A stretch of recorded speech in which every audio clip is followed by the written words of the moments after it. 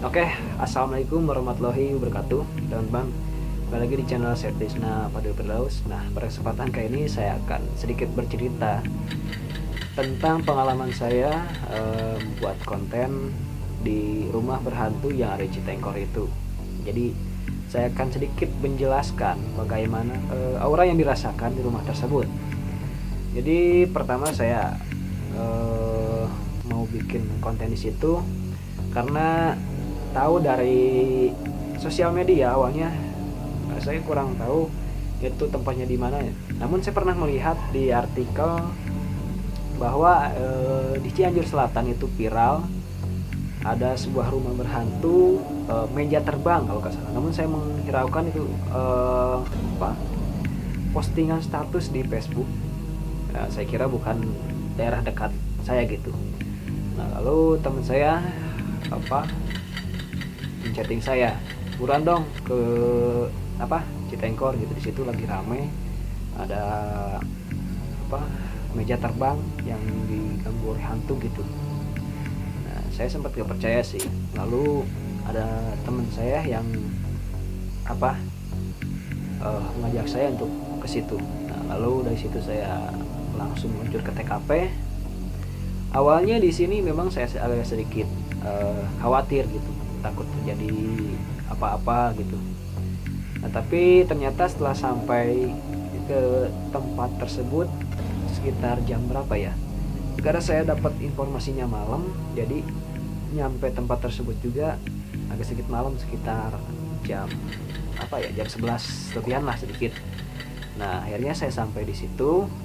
Nah, biasanya kalau kita menceritakan hantu gitu ya, atau sosok-sosok itu, kita akan merinding di sini, di pundak atau dimanapun biasanya gitu.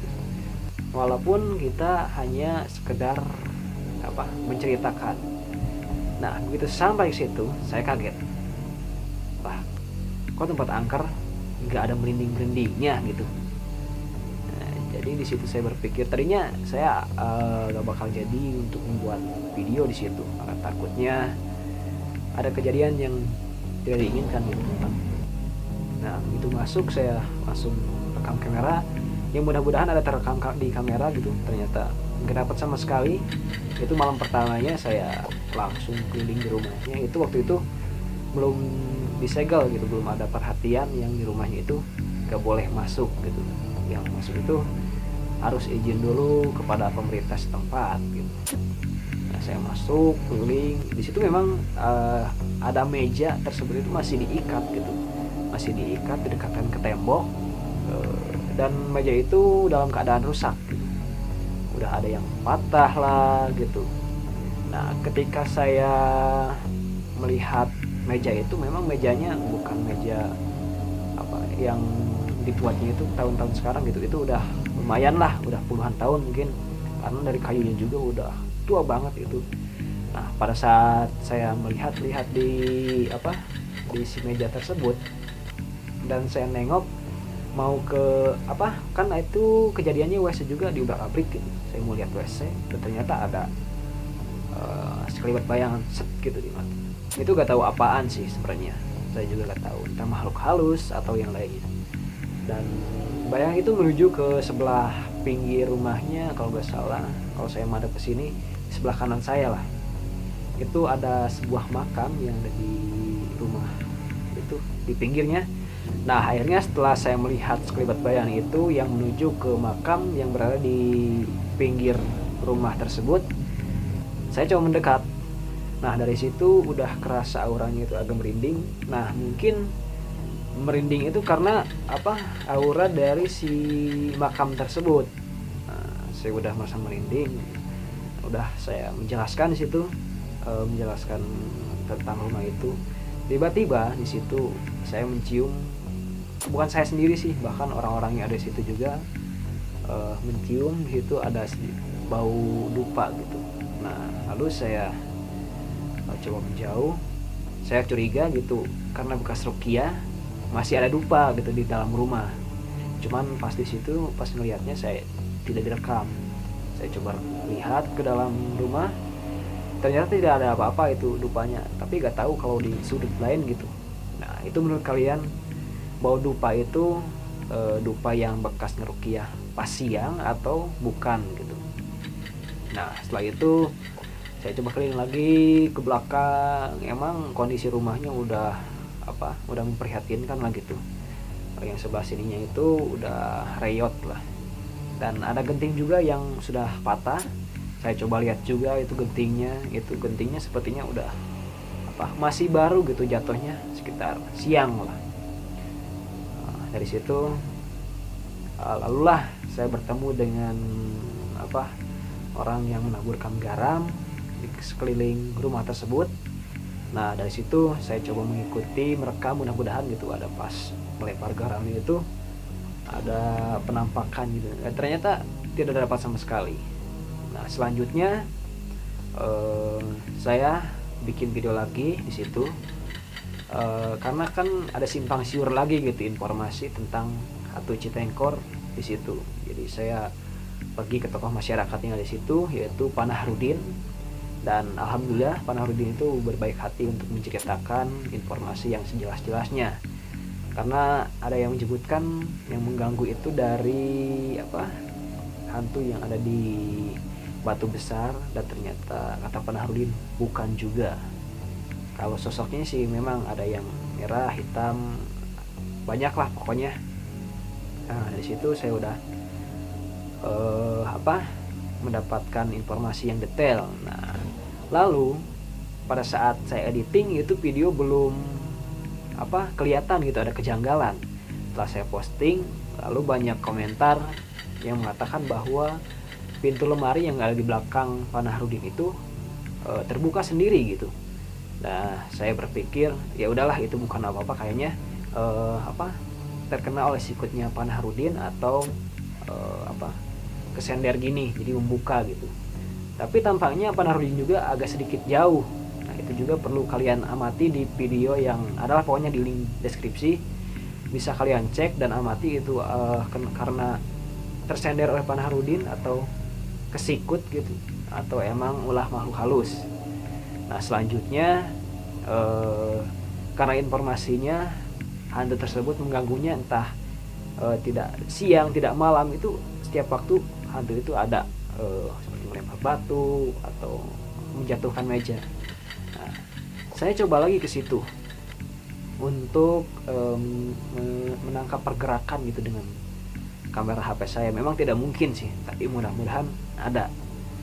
Saya di situ udah sekitar 30 menit lebih, itu juga kamera saya pasang tidak diikat gitu, dan hasilnya nihil, tidak ada pergerakan sama sekali. Nah dari situ saya datang sekitar jam 11 siang, sampai pulang saya jam 1 malam lah, jam setengah 2an. Saya stay di situ untuk menunggu supaya ada pergerakan, karena teman-teman juga sih penasaran gitu, ingin melihat pergerakan meja itu jatuh atau si genting itu melayang atau batu gitu. Dan tetap saya nihil di situ, nggak bisa ngerekam bahwa melihat dengan mata kepala sendiri. Tapi memang ada sih pada saat saya duduk di warung, karena kan agak jauhan dikit. Kalau katanya kalau kita duduk di situ tidak akan ada pergerakan menurut informasi orang-orang di situ. Jadi saya menjauh dulu gitu. Nanti bila ada pergerakan saya mendekat ke rumah tersebut. Nah di situ memang saya mendengar beberapa kali seperti batu jatuh bertak gitu, genting. Saya coba lihat, nggak ada apa-apanya gitu di situ. Nah terus di situ saya lalu masuk ke warungnya si bapak yang ada di tikungan di situ. Saya bercerita gitu. Nah nggak terasa tuh waktu udah malam gitu. Nah, pas udah itu ada orang-orang yang dari Naringgul lalu ke situ bercerita gitu, ngobrol. Lalu datang lagi orang-orang yang dari desa Bali Gede. Mereka ngobrol lagi sambil menceritakan ya yang horor seperti itu. Nah mungkin mereka penasaran karena ada meja bergerak di situ. Nah lalu mereka turun ke bawah untuk melihat. Sekitar berapa orang ya, 4 orang apa 6 orang, 4 orang kalau nggak salah, 4 orang. Mereka turun ke bawah. Nah tiba-tiba pas saya diem gitu sama orang-orang yang ada dari kecamatan Naringgonya. Pas itu orang-orang itu tiba-tiba lari sambil teriak, katanya ada yang matiin lampu gitu, katanya ada yang melempar batu. Nah di situ saya timbul rasa penasaran, lalu saya mencoba mendekat bersama mereka untuk mengintip gitu di situ, apakah ulah manusia atau ada manusia di dalam itu, ada orang gitu, ataukah memang ulah dari makhluk halus tersebut. Nah di situ saya sekitar jam 10-an kalau nggak salah, jam 11-an lah, jam 10 kalau nggak salah. Nah di situ saya diam, tidak ada bleed HP gak pakai bleed sama sekali, jadi kita cuman ngerekam. Lighting saya pegang seperti ini, jadi supaya kalau ada pergerakan lighting langsung nyalain, mudah-mudahan sih tujuannya itu pergerakannya bisa dapat gitu, dan ternyata enggak pas itu. Nah pas kita diem di semak-semak gitu, bisa dibilang semak-semak karena di pinggir jalan itu ada semak-semakan. Kita di situ berderet sambil jongkok, kita diem, kita cuman bisik-bisik. Dan memang sih kalau ini lucunya mungkin tahu dia juga pernah ngeliatin kita gitu. Tapi kita coba dulu, takutnya itu ada orang di dalam gitu. Nah itu lampu masih dalam keadaan nyala, udah gitu pas tiba-tiba. Nah dari situ datang kejanggalan. Cumannya karena kita ngerekam dengan HP doang, HP ini nih dengan HP doang gitu, jadi pergerakannya itu nggak dapat gitu, karena mungkin cahayanya kurang juga gitu. Emang ada yang buka gordeng gitu sedikit dari dalam rumah, sedikit gitu. Nah pas dari situ kita curiga, oh pasti ada orang nih. Nah kita masih duduk di situ dan coba mengamati pergerakan situ. Nah lalu pas setelah itu ada yang melempar batu ke hadapan kita. Nah setelah ada batu yang dilempar ke hadapan kami itu, datanglah seorang anak kecil ke rumah berhantu tersebut, dan dalam keadaan rumah itu lampunya pada mati semua. Itu agak sedikit mengherankan. Anak kecil gitu, umurnya sekitar berapa tahun ya, masih SD lah, anak-anak SD, malam-malam gitu sekitar jam 11 malaman lah, lampunya mati, udah gitu nyelonong gitu. Nah ternyata di situ di dalam rumahnya ada ibu-ibu. Nah ibu-ibu itu mungkin yang mematikan lampu luar si rumah itu. Setelah itu si ibunya keluar dan langsunglah sama anaknya turun ke rumah yang ada di bawah, rumah tetangganya.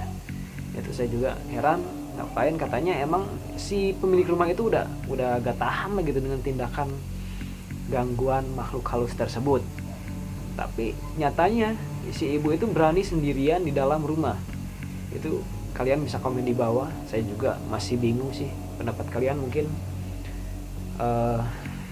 ada pendapat, bisa ditulis di kolom komentar. Dan masih banyak sih kejadian-kejadian yang janggal di situ. Nah yang terakhir nih, yang paling saya heran, memang saya tidak ada di sini ya teman-teman. Jadi pas ada ruqyah dari paranormal dari luar daerah, pas hari H itu ada kecelakaan. Jadi di sini kan tanjakan seperti ini, di sini rumah Po Majujun, dan di sini tanjakan ada tikungan.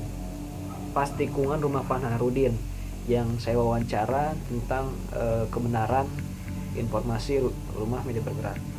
Di sini ada semacam truk lah gitu, truk mundur lagi lalu masuk ke jurang, tapi untungnya itu truknya nggak sampai ke dalam. Memang di situ banyak sekali kecelakaan yang menelan korban sih, bahkan ada yang sampai almarhum gitu, banyak lah di situ. Itu kejanggalan yang saya alami pada saat ada kejadian rumah berhantu di Citengkor.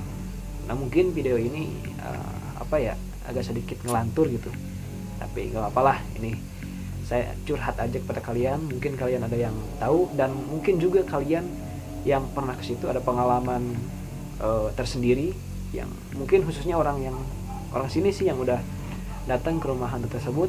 coba ditulis juga di kolom komentar. Siapa tahu nanti kita bisa ngobrol bareng-bareng. Dan jika mau masuk ke dalam video juga boleh, silahkan kontak sosial media saya di Facebook saja atau di IG, namanya Septisna Firdaus, sama semuanya Septisna Firdaus. Oke, mungkin cukup sekian untuk video kali ini, dan jangan lupa tonton video berikutnya, dan jangan lupa juga klik tombol like, comment, share, dan subscribe-nya supaya channel ini lebih maju dan berkembang lagi, juga memberikan informasi yang bermanfaat buat kalian.